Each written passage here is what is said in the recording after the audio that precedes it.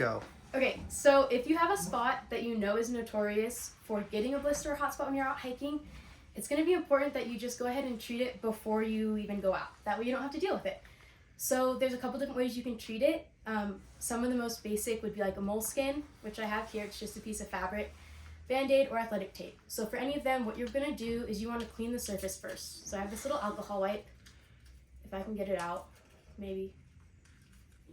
There it is. Okay, so you're going to just clean the surface where you're going to put your tape, and you're going to let it dry. But the good thing, alcohol dries pretty quick, so that shouldn't be an issue.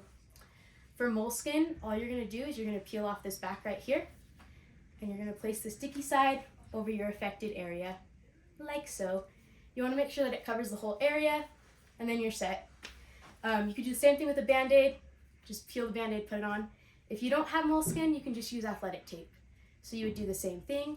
You would want to clean it, and then you're just going to rip a little piece of tape that covers the whole affected area.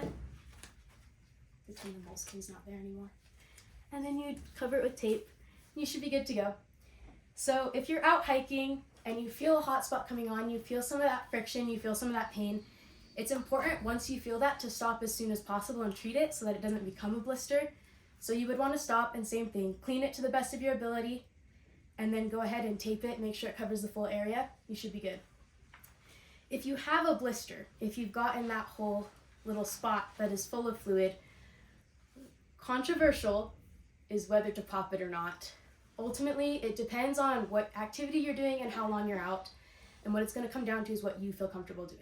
If you want to pop your blister, there are a few safety things you should keep in mind. First off, if you're working with like a little needle or at the end of a knife, you want to make sure that that's clean. So you want to somehow sterilize it before you're going to poke yourself. When you do poke yourself, it's just a little poke on the side. Don't go stabbing anyone with a needle or a knife.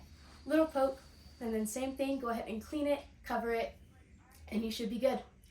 So like other injuries, blister care starts with prevention. So that's kind of the number one way to treat it, is prevent it.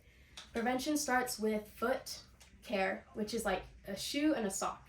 So you want a good fitting shoe that's broken in, and you want a sock that is not cotton, because cotton just holds in, it doesn't wick well, and so you'll get more moisture in the sock. So synthetic's great and wool's great, and it'll hopefully help you. So there's some few tips for your blister prevention. It's been great working with you and telling you a little bit about blister care and prevention.